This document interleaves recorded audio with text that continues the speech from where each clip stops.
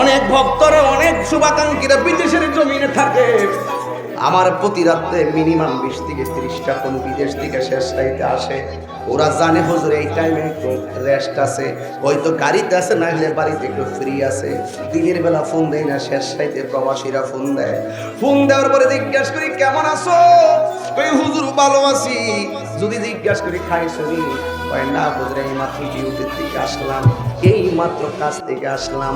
এবার দেখেন অনেক চিত্র এমন দেখা যায়, সন্তান বিদেশের মধ্যে কাজ করে, মা বাড়ি থেকে ফোন দিয়ে পুত্রে টাকা লাগবো, অথচ বেতনও পায় নাই। জিজ্ঞাসা কত লাগবো, বলছে মা বলছে আমার 30,000 টাকা লাগবে, অথবা পরিবার বলছে আমার 20,000 টাকা লাগবে, অথচ সে বেতনটাও পায় নাই।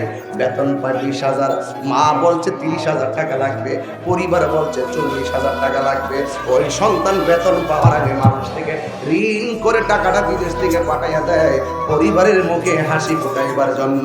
এই তার নীরব কান্না কেউ বুঝতে চেষ্টা করে না। কথা বলেন ঠিক কিনা?